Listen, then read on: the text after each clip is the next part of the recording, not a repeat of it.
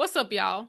Welcome back to Sports Minded. I'm your host, Brittany Young. And after you watch today's episode, I want you to go back and watch my last episode that featured Courtney Green. We talked about her time as a women's basketball player at LSU and overseas in Portugal, the dynamic of being married to a professional athlete, and her passion for mentorship and entrepreneurship. So y'all be sure to check that out and like and subscribe to the channel.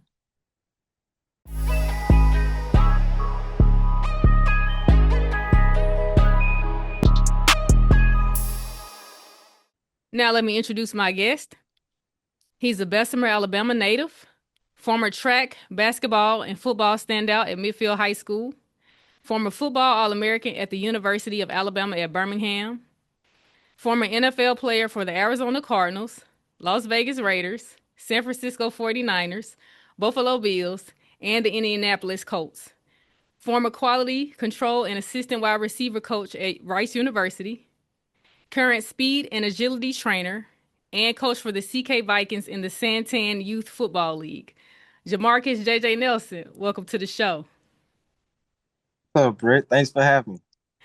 I'm glad to have you. I ain't see you in a minute, so it's good to see you. It's good for the people to be able to see you too.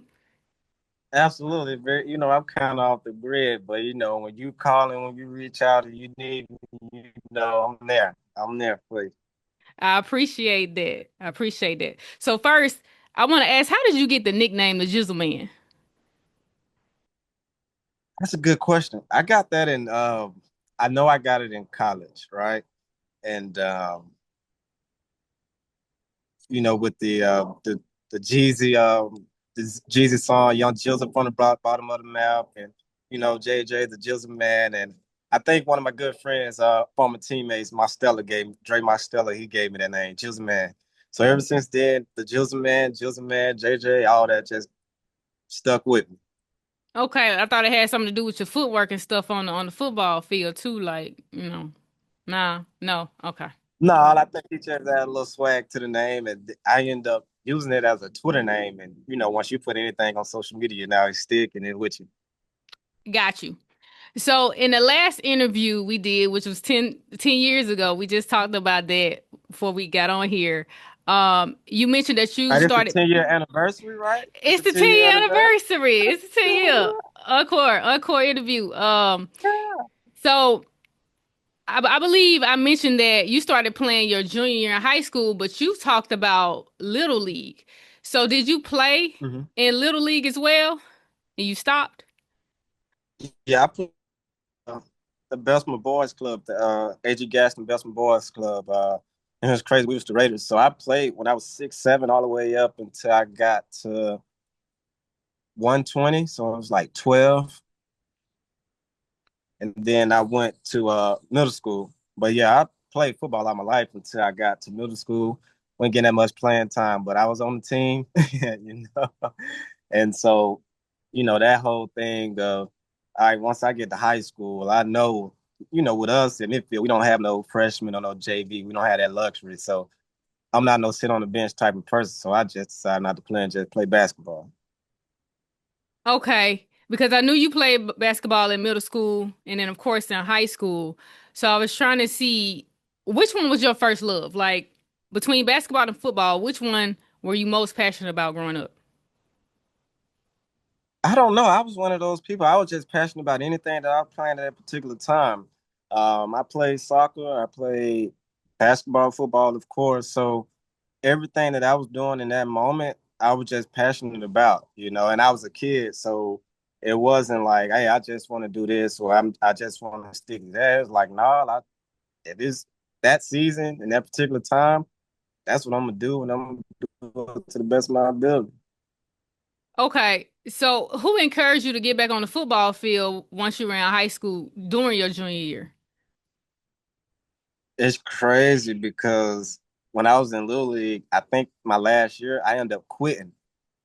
And I ended up quitting for a little minute, but I ended up coming back. They wanted me to come back and play. So it's kind of like a whole little full circle of, when I ran track, Coach Nelson and all of them, they was at the track meet. And, we had some nice little speed with me, TJ, and, I think we had Jay Stu Torrey, all of us. And it came to a point to where like he might be the fastest dude in the school, and it's an article. I still got the article, and Coach Nelson was like, "Hey, I ain't asking you. I'm at this point. I'm telling you, you're gonna play. You don't have to get tackled.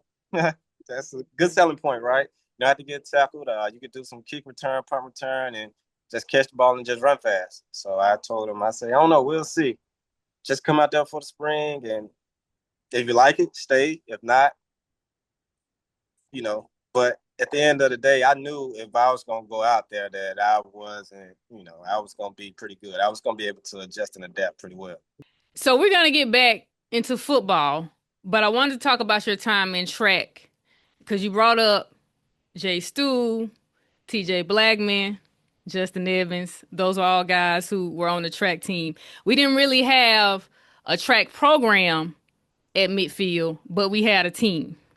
So I want to, didn't you and everybody I just mentioned, didn't y'all have success at the regional and the state level? Like talk about what all you ran, like all of the events you participated in and the success you had.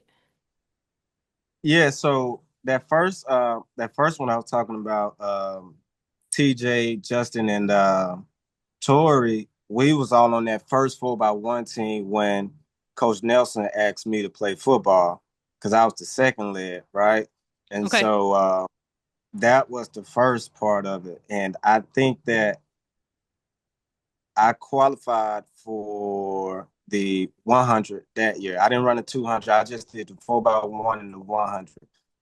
I qualified that year.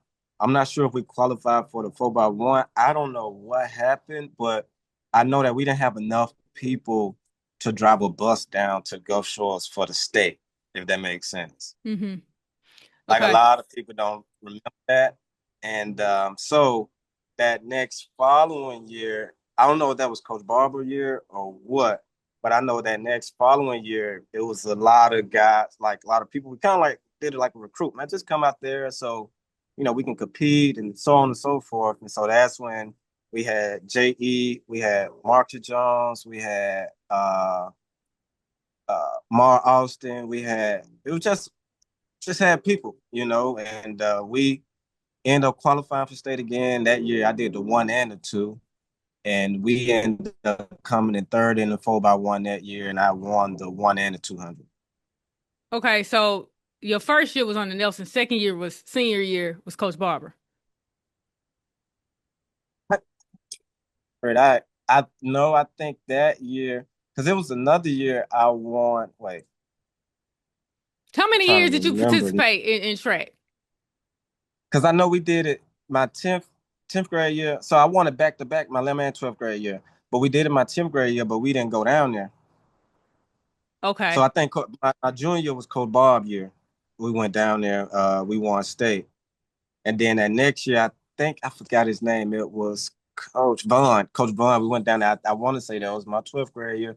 I may be getting them mixed up, but I ended up winning state my 11th and my 12th grade year in the 100. Dang. Yeah, yeah.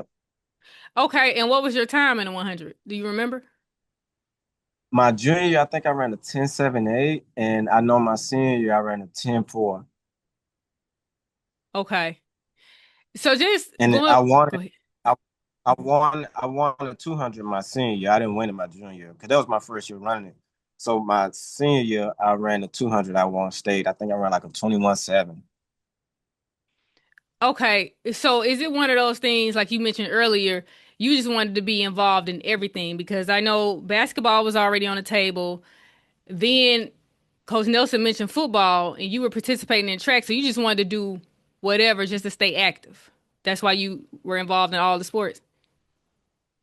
Yeah, for the most part, because I mean, a lot of people do know, but a lot of people don't know. When I first started running, I did the 800 and I was getting smoked. I didn't know anything about it. Like you said, I just wanted to be active and I knew I was fast, but you know, you an eighth grader, you run against, 11th, 12th graders, juniors and seniors and stuff. So you kind of like sell yourself short. And then too, you hear about, man, this guy so fast in high school, this guy, this and that. And it's like, okay, well, I know I'm not ready yet. So then that's when I know Coach Bob had lined us up to run a run a race to, to compete. I was Mhm. winning. I was winning, so everybody looking to the side, like, okay, like, so I was winning, but I would say, and I tell my young kids this now because I do youth, right? Mhm. And I tell them like, just find you a few sports to do, and and stick with it. Like, don't be having like 4 or 5 different type of sports to where you can't really hone in and focus on that particular thing so you can give it the best of your ability, right? So like for me, I knew that if I ran track, that it would carry over to football, right? Mhm. Because you got track season, then you got football season. And then I knew that once football season was over, I'm going right into basketball season. So, like you said, it was just a cycle. I always stayed active. So I knew that I always tried to find one particular attribute or something to carry me over to that next season of whatever sport that I was doing. No, that's good. And I'm glad you tell your guys that because a lot of kids now they're involved in more than one sport. I think boys always did it. When I think back now, most of the athletes, the male athletes, y'all play football, basketball. Few of y'all did track. Girls, for the most part, we were committed to one sport. We had a few of us who played volleyball, but it was just that one sport, and you can run into burnout early if you don't do other things. You know what I mean? Because some other sports can be an escape, and like you said, it prepares you for that other sport. So track prepares you for football and vice versa. So it's good to do multiple things. Um, Now I want to get into. I want to ask you this though, because we didn't have a program and you were so successful in track your junior and senior year, like you said, you won a state in the 100 meter.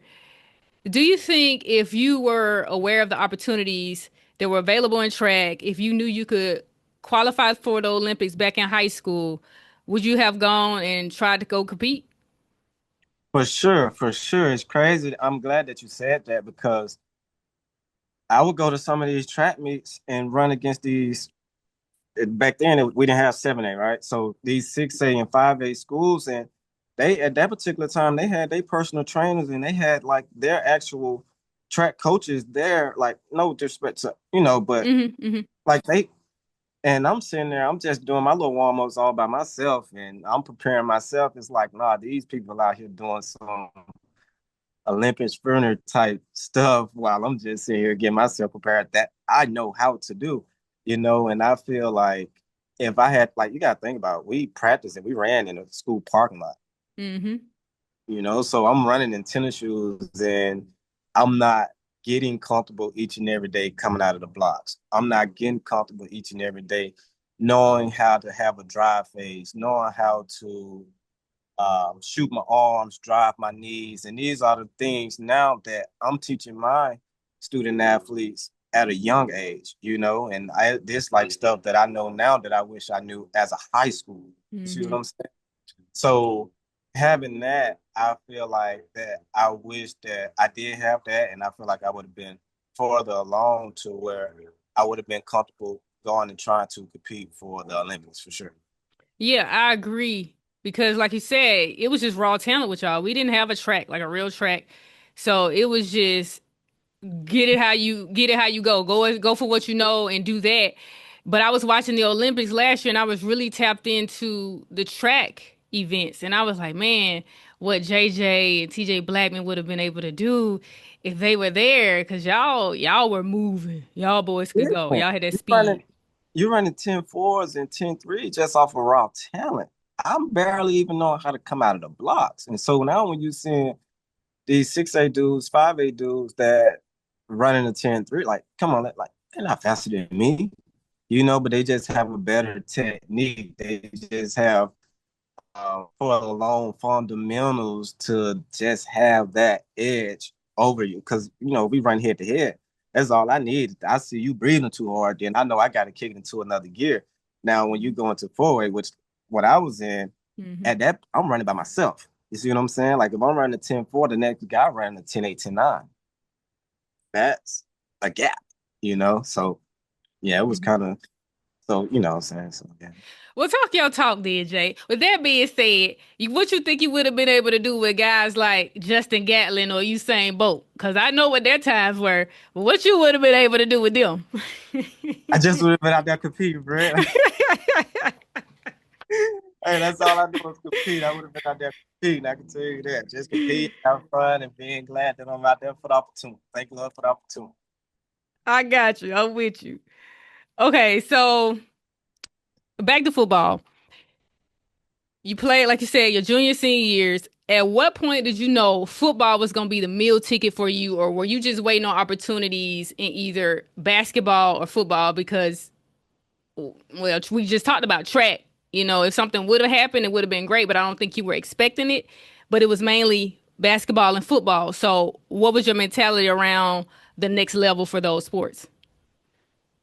I don't know. I really wasn't expecting anything because, to be honest, like at that particular time, like a lot of guys my size wasn't going to, the NBA or going to a major Division 1 college at my position. Like you got like, and I talk about this all the time. You got to think about I was 5'10", or 150 at that particular time as a shooting guard in high school, right? Well, Hmm. you look at that particular time. My favorite player, Kobe, well, he's 6'6", 230, playing my position in the league. So I knew that that window was going to be short lived.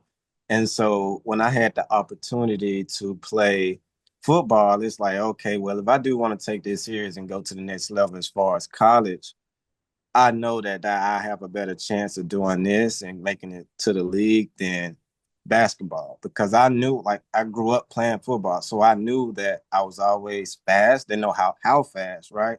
But I knew that if I went out there, like, I was gonna be pretty good. Like, I wasn't like sorry. Like, I knew that I was gonna, be pretty good, and so I just took advantage, and I had a lot of great guys around me before me, for my cousin DJ in them class and my class, and we all pushed each other.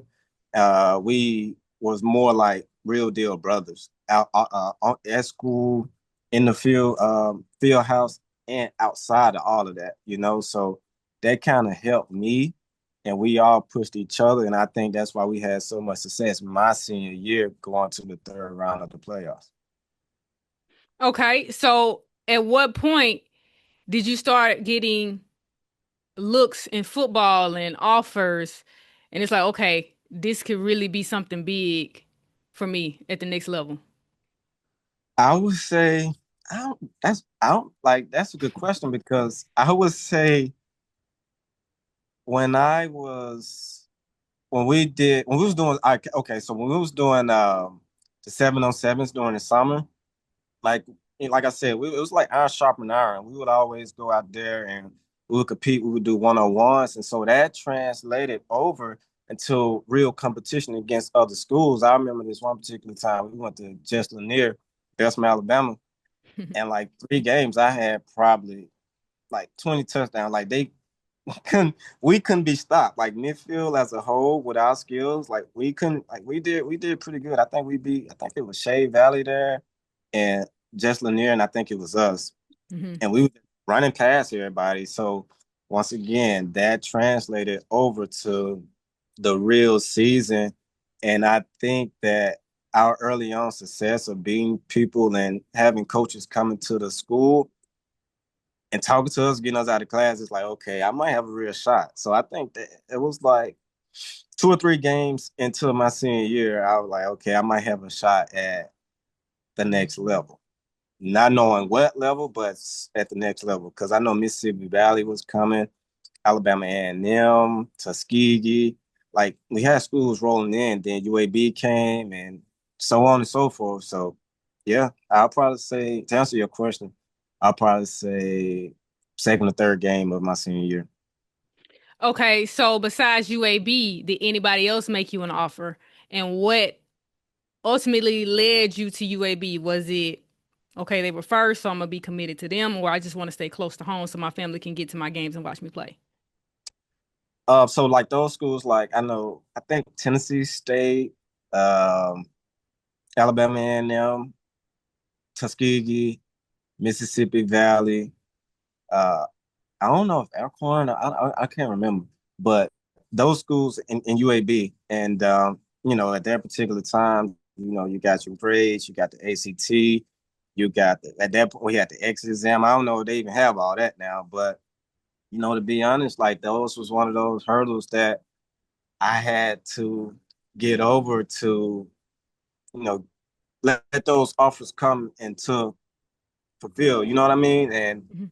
I think that a lot of teams and a lot of schools backed off because of that and because of my size. Um, but the reason why I chose UAB because even through all of that and all the adversity, like they stayed there. It was to a point to where they like, hey, even if you go JUCO route, like we still want you to come UAB. We still want you to stay home. Coach Bowens and Coach Helm, like they called me each and every day. They came up to the school to visit, see how I'm doing, and I appreciate that. And it was close to home, like you said, my family can come, but in my opinion, that wasn't a determining factor, just being close to home, but just that family atmosphere and just how they stayed in contact and how genuine everything felt is the reason why I chose UAB. Okay. Well, obviously you made it to the NFL, was an All-American at UAB. So how was your overall experience while there? Because I know you had, was it two or three different coaches while you were there? I had coach three. I had three head coaches, but I had five position coaches. I had four, I think four position coaches in 5 years, which is crazy and unheard of. But yeah. Right, a lot of turnover, a lot of turnover. So again, how was your experience? It was good. I mean, I enjoyed it. I met a lot of great people. I met a lot of great coaches. I played under a lot of great coaches. We didn't have much success until my senior year. But like I said, I had four different head coaches and four different position coaches in 5 years. And, once again, like I tell my guys, like you don't have to take everything literally from your coaches. You see what I'm saying? Mhm. Like you could take itty little bits and pieces to apply it to your game. And I feel like that's what I did within that turnover because it could be hard. You can get a whole lot of information that will come your way so that you can be a better player.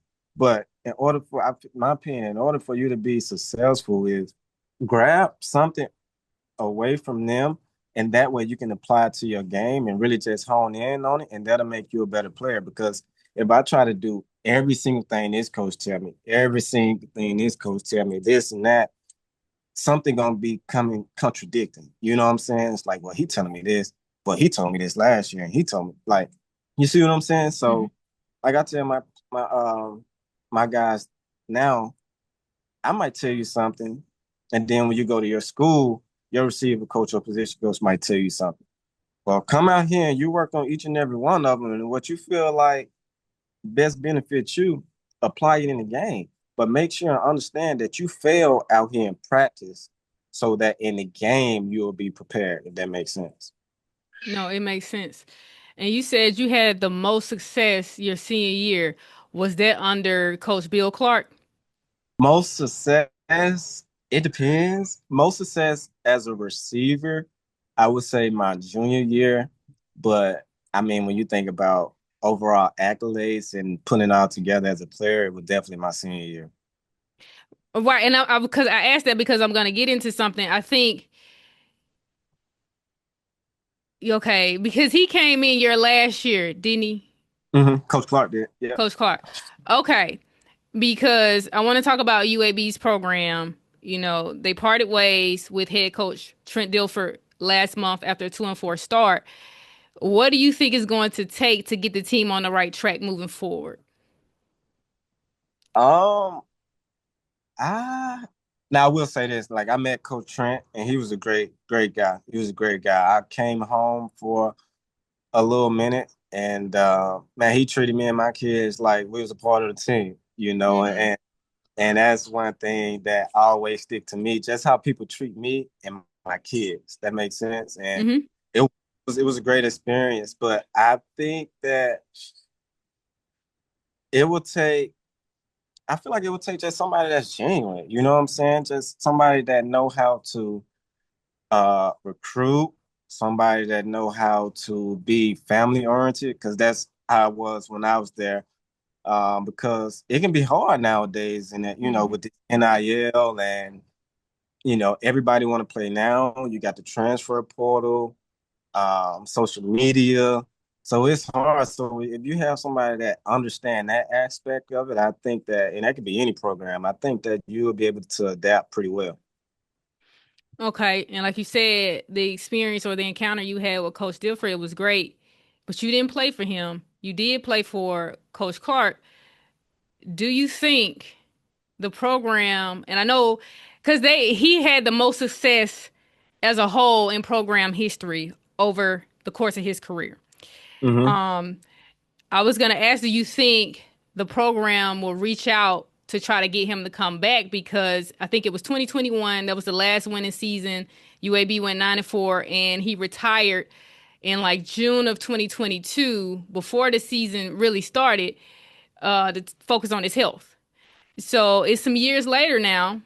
Do you think the program may reach out to him and try to get him to go back? And do you think it'll be good for the program? I'm gonna go all the way back. Me personally, I feel like they should have gave Coach Vincent another year, like another full year, because he was interim, right? And he went Hmm. 6-6, but they actually won a bowl game. I think that if they would have gave him another year to really get a full year under his belt, I think that would have been pretty good for the program, because that would have gave them like, hey, okay, he was under the Bill Clark umbrella, right? Hmm. So now if he can get a full year, because he was just thrust into the head coaching spot and he went 6-6 and we won a bowl game. Like, that's a Hmm. successful season, right? So let's see how he do with a full year, and then we can, so on, So I think that with Coach Clark, I don't know. Man, I love Coach Clark. I definitely would want him back. Like, because once again, family, Coach Clark, I love Coach Clark. He talked to him. I haven't talked to him recently, but talked to him all the time, back, back years or whatever. But I think that they should give him a call. And if he say, yeah, I think they should jump the gun. Because he's a good recruiter, family man. No UAB, obviously, won championships. He recruit the Birmingham area well. That's what I think that whoever is that head coach need to recruit the Birmingham area. Okay. And I know you love Arizona. That's where you live now. But if you got an offer to be the wide receiver coach for your alma mater, would you take it and come back home to Birmingham, Jay? Red, don't be putting me on the hot seat. Oh man, I will tell you this. I love where I'm at right now, and I know you probably gonna get to it, but just being at Rice and under that role, like college football coaching is not for me. I can tell you that now. Okay, I yo. Go ahead, finish. I love where I'm at. I love my little kids, but I will say that guy's Coach Garver over there right now, the receiver coach. He was my coach at Arizona, and he's from Birmingham, and I know that he's a pretty good coach. So if anybody, whoever they hire, they keep on care, they in pretty good hands. Okay. I'll take that. I'll take that. But we are gonna get into it later on. But now I want to focus on your NFL career. You were drafted by the Arizona Cardinals in 2015. Played with them 4 seasons, had a total of 85 receptions, 12 carries, 1,595 yards, and 12 touchdowns, 11 receiving, and one rushing. Again, I know you love Arizona because that's where you currently are. So once your rookie contract was up, did the Cardinals not make an offer worth you staying, or why did you end up signing with the Raiders? Britt, you good? I never got asked this. I've never. This is good. I never got asked this. So yeah, you funny. The Cardinals never gave me an offer. Obviously, we reached out to other teams, and uh, Coach Gruden wanted me, and so that what led me to go to Oakland, Oakland Raiders. So I was in Yeah. Oakland, so that would go to Oakland, and yeah. So no, the Cardinals never gave me an offer. Okay, yeah, Oakland Raiders at the time. Now they're the Las Vegas Raiders. But if they had Mhm. made you an offer, of course you would have stayed because you loved Arizona, right? For sure, absolutely. Yeah, I didn't want to leave, and I think that what kind of I don't know because you got to think about it. I played with future Hall of Famer Larry, and he was already 15 years in when I got here, 12, 13 years in when I got here. So I'm sitting here like, okay, I got drafted here. I'm gonna be here just not just like him, but I may get a little second contract here. And that kind of like once that time came and I didn't, I don't know if that kind of like mentally took a toll, but it was more so like, dang, this is where I want to be. This is where I thought that I was gonna be. Not even my whole career, but at least more than 4 years, and that didn't happen. But it's part of the league, part of the business. It's cool, and I feel like all the stuff that I've been to, like I'm grateful for, because I got to travel, I got to see the world, and I got to experience what a lot of people didn't get a chance to experience. Mm. But I understand it's a business. But like you said, Larry was at the end of his career. I know your mentor was Smoke Brown. Um, because he was in his sophomore season when you entered your rookie season. I don't think they renewed his contract, so he was gone by the time you were up for renewal. So you would think, okay, Jizzle Man. So why do you think it didn't happen? Well, I don't know. I think at that particular time, I feel like, to be honest, I kind of got a little inconsistent, but I just feel like that with Smoke leaving and him he was going to Baltimore, but it was Larry Jabron ended up going to Seattle. I don't think we didn't bring Golden back, right? So I felt like I was up next, like me, Larry. I know we had Chad Williams. He was going to his second year, right? So he was young. And then we drafted Christian Kirk in the second round that year. So I'm thinking like, okay, me, Larry, we get Christian in, it was like so on and so forth. But even then, like you gotta think about it, we had a new coaching staff. So they were trying to figure it out on the fly as well. But it got to the point to where I'm sitting here like I'm not getting that many reps doing training camp, right? Which is kind of crazy because like I've been here. Let's go, let's get in the field. And so when the first game came, I probably had a total of 4 snaps. Hmm. And I haven't had a snap total that low maybe since like my rookie year. You see what I'm saying? Mm-hmm. So like mentally, it was like it was shocking. So I didn't experience that ever. It's been a while. So then that's when everything kind of I feel like it kind of like declined and went downhill because I wasn't used to that at all. Okay. So you signed with the Oakland Raiders at the time in March 2019. Played a couple of games, started in one, had 4 receptions for 36 yards and a TD. You were released by the Raiders after they signed another wide receiver in October 2019. Like you said, I know it's part of the business, but based on what you've done with the Cardinals, the production that you had, and with the opportunity you had in the 2 games you played with the Raiders, do you feel like you needed more time to have more of an impact? Rich, you good. Because you get like a lot of like now, like you get some good exclusive stuff. Because a lot of people I've never talked about none of this stuff. Well, I, I got to be the one to get it, Jay. yeah, Come on. I never talked about none of this stuff, and it's crazy because you got to think about when I signed with the Raiders, right? They signed Antonio Brown, they signed Tyrell Williams, and you talk about 40 million. They Mm, get, you know, we drafted Hunter Winfrey from Clemson. Uh, they had Darren Waller, right? So we had some talent. We draft Josh Jacobs at running back, and I was doing my thing. I was doing my thing, and when you think about at that particular time, it was hard knocks. So we had Antonio Brown. He had this little situation going mm, on. That's my dude. I love AB, by the way.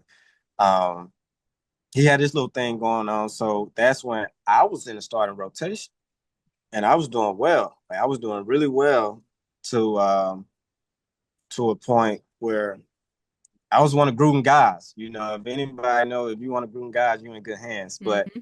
unfortunately, I hurt my ankle like, against the Cardinals in a second preseason game, right? Mm-hmm. And they didn't rehab me well. They didn't properly, and I don't want to blame nobody, but I just never recovered from that injury. And with AB going, and they saw how well that I was doing, that it was kind of like, we need you in, we need you in, we need you in. So as a player, you're gonna do any and everything that you can to get in, to be productive, right? To get them what they feel like they missing or what they need. No matter if I'm on one leg, one arm, or no fingers, you see. Mm-hmm. And so I did that, and I end up chipping a bone in my patella tendon after the Minnesota game. So that was the game that I played. So I set out the first, no, I played against Denver, which was a Monday night, right? Mm-hmm. That next following week, we played the Chiefs. My ankle did not get better. It didn't recover well. So I set out that game. So that's when they put me in the boot. We rehabbed it all week. I ended up playing against Minnesota, and I was probably about 80%, not even probably 60, probably about 60%. So I had 4 catches, 36 yards, and a touchdown. The next following week, that's when I overcompensated and I chipped the bone in my kneecap, and we was going to Indianapolis, right? Mm. So then after that, we get to the game, and it was more so like, okay, you game time decision. Let's go out and let's see if how you feel before the game. So I told him, me being a team player, I'm like, all right, I know we're gonna dress 3 receivers, maybe 4, right? Mm-hmm. If I go down, how many receivers that leave us with? 3. Mm-hmm. So me being a team player, like I can't go like I'm not sure how long I'll be able to last. And so they didn't like it, Gruden didn't like it, and that's when they brought in another player that you just mentioned. And he did pretty good. Like he ran the plays that I was gonna run, and he did pretty good. And so we went to London the next following week, which I was still hurt. Um, I didn't play that game. So then when we came back, that's when they released me. And come to find out, like I said, I had a chip bone in my kneecap that while they released me, and I had to have surgery. Okay, so it was mainly injuries that kind of Mm-hmm. Mm-hmm. Yep. because a lot of you know what I mean. Even though you had overcome all of the older size, the size thing, that was a thing in college and in the pros because your speed, you were known for your speed, making plays. So at that point, it didn't matter. And like you said, the coach wanted you, so it was just a matter of how the injuries impacted things, not necessarily, Yeah. oh, it's receivers coming in, he's bigger than him, and okay.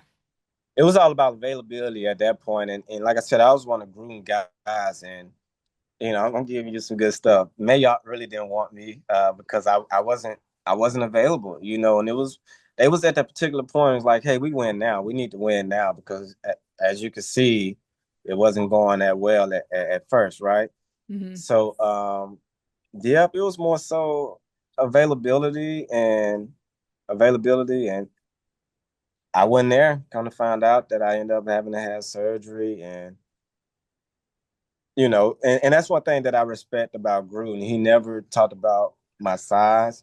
He never talked about my weight. Only thing he cared about is speed. Only Hmm. thing he cared about is speed. And I brought that and I showed that while I was out there.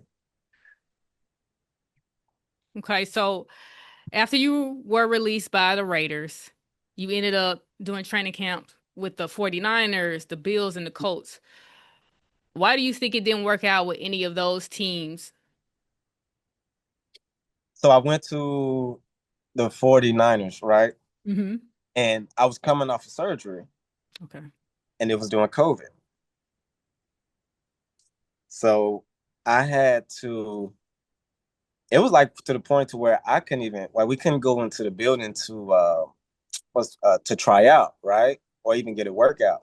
So I had to go to a local field and find me a quarterback and find me somebody to throw me the ball so we can send it to one of their personnel people so they can see like, okay, before we even bring him in, we need to see if he can run, how he doing, how he looking.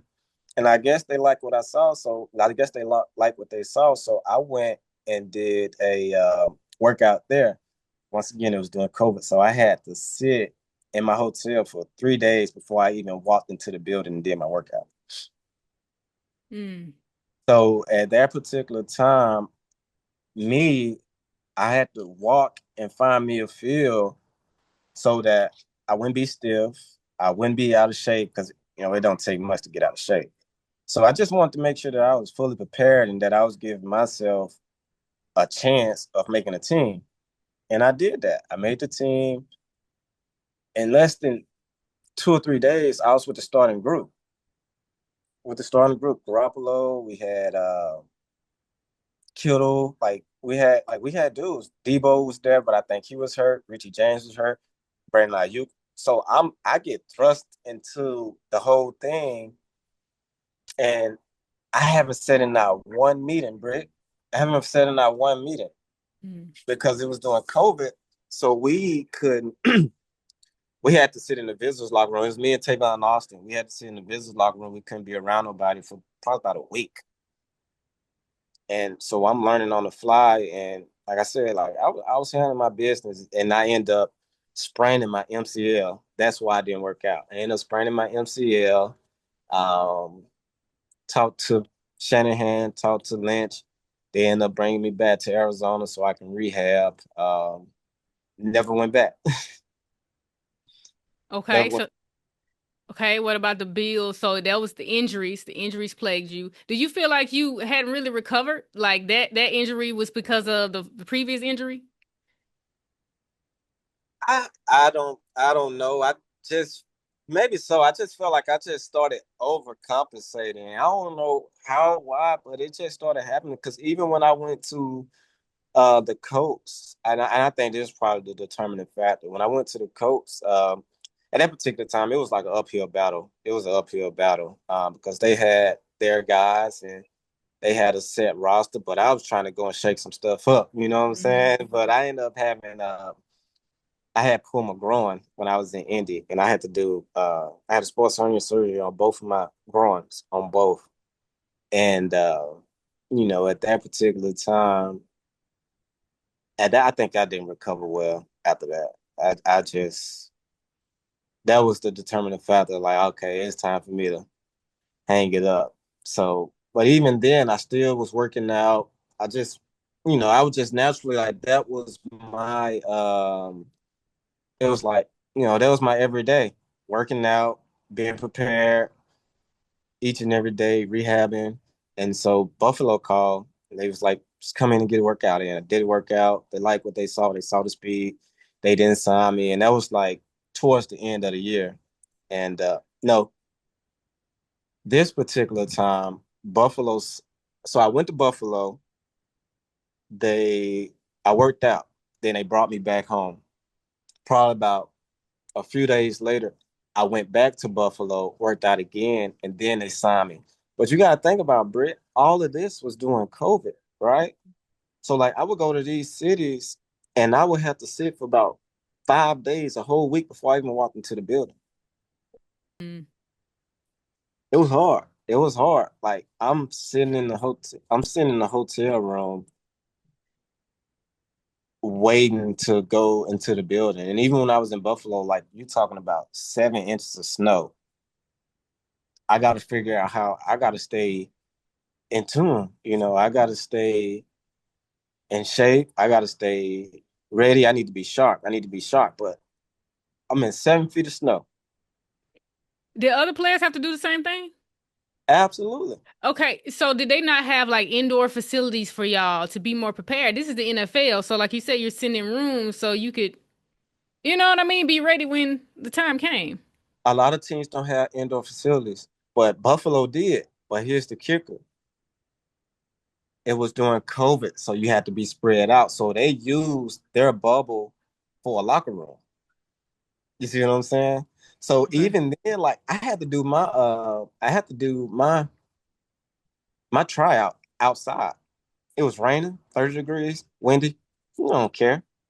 If you want to get this spot, you better perform because it's gonna be the same way during the game. So I ended up I ended up signing with Buffalo. I flew to Buffalo on a Sunday. I didn't sign my contract until Friday. I practiced Friday. Saturday we had a walkthrough. Went to the hotel that night. Sunday we had a game. So obviously I didn't dress out because I was on practice squad. We had a game. Literally that Monday morning, they were sending me back to Arizona. Why? They didn't need me. Yeah, it was crazy. It was crazy. It was crazy. It was crazy. It was crazy. You didn't even get Yeah. a chance, but I mean, I get it. It's the business. Sometimes you don't get a chance, and that's unfortunate. I spent more time in the hotel room than I did the actual facility. Okay, so after you were sent back to Arizona, at what point did you say, okay, I think this is a wrap for me? Yeah. So after I left there, I went a whole year of no calls, right? I went a whole year of no calls, and then Buffalo called me again. They didn't sign me. It was around about close to around about this time, uh 2022, 2023, 2022. So they called me in. I did my workout, sent me back, never called back. So I was like, you know what? What is the XFL? At that particular time, it was the XFL. Mhm. They called me. The CFL was calling, but I wasn't trying to go to Canada. I was like, I'd rather coach than go to Canada, right? Mhm. So I went and did a workout in Arlington, Texas for the XFL. And I did that. They didn't call back. So I say, okay. And I feel like I did pretty good. Don't get me wrong. I feel like I did pretty good. I was prepared. I did my thing. They just didn't call back, or I don't know. But at that particular time, I said, all right, if they're not calling back, then it's time to hang it up. So I went to a coaching convention in Charlotte, uh, shook hands, met some people, and that's when I got into coaching. Okay, so did you ever have those moments where it was like, man, I had more to give. I wish things had happened differently, or you like, look, I accomplished my dream. I did well with the time I had. That's that. I'm satisfied. I'm ready to move on. But you know what? Still to this, I won't say I'm not. I know I'm done right now, but I feel like if I went and worked out, you probably give me about a month or two. I can still go back out there and do my thing. I still go back out there and do my thing. But I think that it got to a point to where it was like you get tired of it's part of the game, but you get tired of the preparation. You get tired of the uncertainty. Like I can't sit around and wait if this team gonna call, this person gonna call. Okay, even if they do call and I go, are they gonna keep me? Are they not? And it's like I can't just keep rehabbing. I just can't keep training. So it got to that point to where it's like I gotta figure out something else. I gotta find something else to do, and that what led me to training. Meant not training. That what led me to coaching because I felt like that was the closest thing to the game that I felt like that would fulfill my heart. Being around the game on a college level. Okay, last thing I'm gonna ask on this because you're still right there in Arizona, the Cardinals organization. They know who you are. You said you feel like you can go out there and you can still add value. So you one phone call away. What you gonna do? Have you tried it? You thinking about it? Nope. I'm good, Britt. I ain't gonna lie. I feel like I'm at peace. Like I'm at Okay. peace. I get more joy now seeing my young kids get coached up and go out there and do what they told. I feel like them days of people telling me what to do and go out there and try to execute the best of my ability. I'm cool with that. I got you. Okay. That's good to hear that you have peace. I'm happy to hear that. Yeah, sure. Okay. So you already mentioned it. Once you were done playing in the NFL, you transitioned into coaching and you became the quality control and assistant wide receiver coach at Rice University. How did that opportunity happen? And can you talk about the duties you had in that position? Yeah. So I chilling at the house, sitting around trying to figure out what was next. And I had a few. I'll say I had about a couple of jobs that came across my phone, but this one particular man, I got to give credit to Jonathan Styles. You know, Styles live out here as well. Mm. That's really my bro. He called me and we talked. He was like, "Man, what you want to do next?" Like he's a big fan of mine. I'm a big fan of his. He didn't see me from Rutledge Middle School, Midfield High School, UAB to Arizona. Like he'd been there through the whole journey, and you're talking about hands on, like there, right? So we talking, and he asked me what you want to do next? I said, man, I think I want to get into coaching, and he like, well, I might have some connects. I'll link you up with somebody, and he did it. And one particular job, it was a head receiver coaching job. I didn't feel like I was ready at that particular point because I'm just getting out of being a player, right? And I know what comes with it. And I wasn't ready for that. So let me get my foot in the door and try to see how everything go and flow. And now I can expand off of that. And so he was like, what you think about Rice? And I was like, Rice? I never thought about it, but the only thing I know about Rice is they're in the same conference as UAB. They're in Houston. Um, yeah, I'll think about doing it. So I end up having a phone call with um, what's my guy name? He at Delaware State now. Talking about the He head gonna coach? get me. The head coach? No, so he was in my position at Rice, but he ended up getting a job at North Alabama. Oh, Okay, I I'm was gonna blank. say, that's Deshaun Jackson, head coach at Yeah, Delaware so now State. he's the receiver coach under Deshaun Jackson right now. I don't know. I Um, know he got Clint Portis on the staff. Don't let me look it up. You said the wide receiver coach at Rice?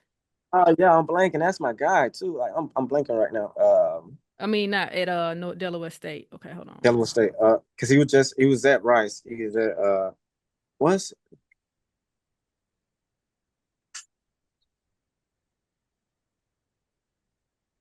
Sammy Parker? Sammy? Yes, Sammy. Say Sammy is my guy. Sammy is my guy. He called me. We had a good conversation, about 30 minutes to an hour. He gave me the whole rundown. Like he gave me the whole rundown, his description, like his job description, how much he made, the people in the building that he worked with, from the head coach to the OC to the actual position coach, the GAs, the QCs that he worked with. Man, it was great. And so I told him, I said, I'm interested. Like, I like what I hear. That's cool. I just need something. And I had a phone interview with Coach Tuiasa Sopo. He was the OC. We had a good conversation over the phone. We talked ball, and he liked what he heard, obviously. And he sent my information over to Coach Bloom, which was the head coach at a particular time. Now he's the O-line coach with the Cleveland Browns. And I had a great conversation with him. And their biggest thing was, how do I feel about, you know, working with others? And you got a guy that's coming from the league, and you have some people think they know it all, Hmm. and hard for that transition to work under people and to have to take a back seat, right? And I'm like, yeah, that's cool. Like I'm not that type of person. I feel like I can get along with anybody. I feel like I can work with anybody. Like I just need opportunity. This was um a Friday. He was like, well, how soon can you get here? I was like, as soon as you need me. I took the next flight out smoking bread. Probably it was literally the next day, that night, that evening. And that was my wedding anniversary. Took a flight to Houston, stayed in a hotel. Go ahead. No, go ahead, finish. Go ahead, go ahead. Yeah. Did that, met everybody, and I got there that Saturday. Sunday, walked in, we had our first meeting. Monday, I was at practice. It was just like that. Okay, so I was just gonna ask, you said your wedding anniversary was that weekend, and to leave Arizona and go to Houston, how did that affect your wife and your kids? I don't, you had one or two at the time? Three. Oh, you had already had Newborn. three. Yeah, Whew. yeah. Nah, it was smooth, man. My wife, she ain't gonna lie, she the greatest. Like she really did to go. Cool. Like she was supportive. Like she knew like that was a dream of mine. That's something that I want to do at that particular time. So she was supportive and she knew like what I wanted to do and what I was trying to do and what I was trying to accomplish. So it was no big deal at all. Like at all. That's good. Good to have that good support system. Yeah. Okay, now I said, "Whoa!" It's a funny joke between you, my last guest, Courtney Jones, but now Courtney Green. You know who I played ball with in high school. She has Yeah. five. She got a whole starting Wow. five, and then Yeah. Coach Jones, him and Emma Jones, who's the coach at Midfield now, the head coach, they Mm-hmm. have three. So between all of y'all can start y'all own basketball team. Y'all got a full roster with all the For kids. sure. Yep. Two girls, two boys. I got both of my two boys. They the oldest, so that's a blessing for me. That's what's up, Jay. Yep. Um, okay, so talk about your duty. So you're there. So what did you do as the quality control and assistant wide receiver coach? And I just sit down and be quiet to listen to them talk, right? Uh, break down film. My job, I had to break down film. I had to break down the coverages, and I had to do what is called play film. So basically, I would go and break down the offenses of the opponents that played against our opponents, right? So I break down the film and whatever pass plays that was similar to what we had, I would insert it into the database so that they could see, okay, this play was successful against them. This is what we run, right? And Mm-hmm. this play was so successful that they run that we run. And I also had to put in like the defensive packages. So like 4-3, 3-3-5, 4-2-5, whatever the case may be. I'm talking some good football stuff right now. So that was pretty much my job. And I had to during the summer and the spring, I just tallied the stats for the players so they can see their production, and understand like, hey, this is why you playing, this is why you're not playing, and this is where you can get better at, right? And so it's that little stuff right there. Okay, and you did that for how long at Rice? 1 year? I did it for spring to summer. So I left like the first week before the game. Okay, why, Jay? You didn't like it? You didn't care for it because you had mentioned you don't want to coach in college anymore. I love the people that I work with. I love the university. It's nice. It's beautiful. You should go and take a tour. I loved Houston. I just didn't like my job, Brett. I didn't like. I'm not a computer tech guy. Like I'm not tech savvy. I'm not really good with just technology. And I knew that. Did I know that? In a way, yeah, but I didn't know to that extent. If that makes, because I never done it before. Like Mm-hmm. I'm always on the iPad and everything that I see was already on there. Well, I had to be the guy that put it on there. So it was different for me. But no, I didn't like it. I didn't like the hours either. I didn't understand they would be in the building that long. I'm coming from a player, right? I'm in there for this amount and I'm out of there.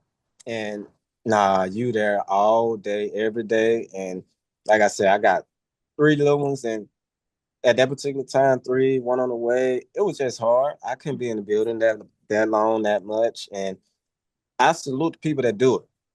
I understand the sacrifices and the dedication and commitment that they have. So I salute them if that makes sense.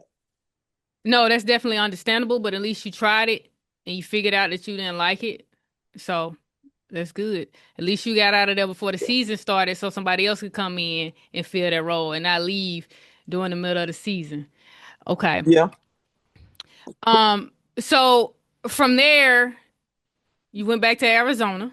Hmm. So did you start coaching the youth football league at that point, or did you start doing your personal training for speed and agility first? Yeah. So before I went to Houston, I matter of fact, I had got I had connected with this guy named Chase Cartwright, Coach Chase, and so he used to be my quarterback when I need to throw to prepare myself, to go to practice and stuff. So when I worked out, Chase used to be my quarterback, and this one particular time he was training little kids to be quarterbacks, right? Mhm. And so he used to have receivers out there, and the person that I am, I'm not just gonna sit out here and just see bad stuff. So I would coach him up, and I would just teach him certain things, and he took notice. And he was like, "Man, I like how you interact with the kids. I like what you're saying." He said, "If you ever retire," he said, "I always got a job for you." And I'm like, we'll see, And so we always stayed in contact. We stayed in touch. Even when I was at Rice, he would always hit me up, see how I'm doing. And man, ever since then, like I love the little kids. I love the team. I love the parents. I love the coaches that I work with, and it's been great. It's been great. Okay. And then what about so for your speed and agility, what age groups are you training in that? Are you training? I would imagine you're still training some of the guys you coach in the youth football league, but then other kids who don't play for you, right? Correct. So that's like my big thing is some of the players that I coach, I also train. And you got to think about they may have some big brothers or they may have people that know people, right? And I got some high school players that I train. Yeah, I stay busy. I stay busy, and it's been really good. It's been really good. It's been smooth. I enjoy this way better than being at coaching at a college or NFL institution or something. So no, I really enjoy it. I got you. And for people who are out there that way, young athletes who may want to increase their speed, can you talk about some of the drills and workouts you do with your athletes to help them? Yeah, so man, I do what I was taught, right? And a lot of people say you can't teach speed, but you can teach the fundamentals and technique. And I think that's the main thing. And the first thing that you start with is your arms and your shoulders, right? Everybody think that your speed come from your legs. My opinion, I feel like it's come from your arms. If your arms not moving how they're supposed to move and fluent, you can fast is fast, but to help yourself, your arms and everything have to be facing forward and going forward. Then I start with my knees, my shin over my shoulders, my shin over my toes. Um, I call it cheek to cheek with my arms and my hands, and just little smaller drills. You got A skips, you got B skips, you got high knees. I do hurdle hops, I do broad jumps, and I love my bands. I do bands. I do all bands. You can also get you a sled, but those things for me, I feel like it work and it help. And I have like a whole little program that I do for my student athletes, and so far it's been pretty successful. I got this kid that go to one of the top high schools out here at Basher, and him and his parents came to me and said, "Hey, we missed our whole junior year. He tore his meniscus. They said we need some speed and agility training. Can you help us out going into the summer?" And so he came to me, and we was working, and we he was consistent, and he came and he got to work. 6'1", 230, right? Hmm. His fastest that he ever ran in a 40 was a 4.9.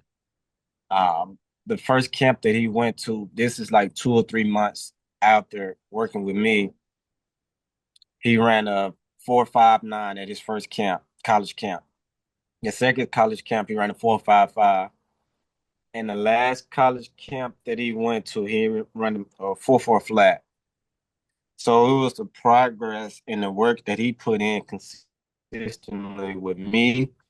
And I'm not saying that I, he got fast just all of a sudden, but he always had the speed and the power. But the technique and fundamentals that we consistently did each and every day, it definitely paid off. And so that's why I say like the training and stuff that I use definitely helped. But that's just a story of, the stuff that I instilled in him and everything that we put in, we worked towards for about 2 or 3 months, showed and paid off. So that made me feel good. And it let me know that like I said, going forward, that what I'm doing and teaching and showing these kids that it worked. No, that's good, Jay. And especially with your track background, of course, football. I think the kids being able to learn from you and soak up that knowledge is really good. And right now, you out here looking like a track athlete with the Nike fleece on. And I want to ask you because we talked about this a while back. You mentioned wanting to start a track program, but you said it's challenging to find a track out there. So I'm thinking maybe an indoor track, or you can do a crowd fund and raise some money, using your resources and your connections to buy some land and have a track built so you can start that track program and invest in the kids in a way that you didn't have when you were younger. No, that's I didn't even think about that. But that's something I need to think into and like you said, reach out and use some of my resources. But yeah, like last winter, we started January, we ended early March. I had at least about 30, 35 kids consistently come out and we just worked on the technique and fundamentals, the stuff that I was just telling you about. And it was just night and day from the first time we did it till the very last day. And we did like trial runs each session. So like we did 15 sessions. So the 1 through 7 was all just stationary stuff and just technique and fundamentals. And then we test them, right, to see where they was at. Then from 7 to 15, that last day, we did a whole testing day. And a lot of kids really got better. A lot of kids really said they enjoyed it, they like it. And now I just, for me as a coach, I just hope they apply it to whatever sport they're doing, whether it's girls flag football, cheerleading, gymnastics, just anything. Because like, a lot of sports, 9 times out of 10, you're gonna have to run, right? Hmm. And so I think that a lot of student athletes benefit from coming to we call it like a 15-day camp. Cool. Good deal. Well, Jay, that's all I have. Is there anything else you'd like to add? I appreciate it. I appreciate the time, Britt. I see that Mississippi State Bill back there. We had them quiet for a little bit when we played in my senior year. Yeah, but they was a little quiet though. Hail State, Hail State. Yeah, if things aren't going well, the bell's a little quiet, but as soon as we get back right, they start ringing again now. But shout They out were to quiet, but hey, when they got right, they start clinging now. that's for sure. That's for sure. I need to go to another game at Davis Wade. It's been a minute. The football team is struggling a little bit, but hopefully they get it together soon. But yeah, that atmosphere is different with the Cowbells. For sure. Now I appreciate the time and the invite, Britt. I hope I gave you some good content. I hope that everything was everything with this podcast interview for sure. No, it has been. I appreciate you for taking the time to talk to me. It's always good to see you. I know a lot of people gonna be happy to see you and hear from you and know what you have going on now. And I just want to say again, the 10-year anniversary from the first interview we did. I remember I was like, "What are you gonna do to make sure that we only talk about you on the field and what you're doing, the positivity and nothing negative off the field?" And you have done that. You've been an upstanding man, now husband, father, athlete, coach and mentor, and I'm proud of you. So keep doing well, keep inspiring, and just keep doing your thing, Jay. For sure. Thank you, Britt. I ain't never told you this, but I always looked up to you too, especially like big sister, whatever it may be. You set the standard and y'all set the standard, especially from Rutledge all the way up to midfield, just always being a winner on the court, off the court, in the classroom. Like you always been bright, and I'm glad to see you doing really good yourself. So, and I'm not just saying this because you said, like, I really truly mean that, and I appreciate you even giving me this opportunity to talk on your podcast for sure. Thank you, Jay. I appreciate it and I receive it. Not many people have a resume like yours, Bree. I know you hear that all the time, but hey, it is true, man. Go It is. ahead. Go. Don't hype me up now. Don't hype me up. Hey, Hey. look, if ain't nobody gonna do it, I'll do it for you. You feel me? Look at you, man. You a former NFL player, All-American, talk about my resume. But listen, I'm a Hey, receive it. one thing they can't take away from you, them rings. I wish I had them. You know what I'm saying? I'll take one, but can't nobody take that away from me. I got you. I got you. I got 4 rings, baby. 4 of them. Hey. That's But yeah. that. But nah, I appreciate you, Zay. It's all love. It's all love. Sure, Okay. Brett. I appreciate it. Thank you. Well, this has been another episode of Sports Minded. I'm your host, Brittany Young. Until next time, y'all have a wonderful holiday season and be blessed. We out of here. Hey.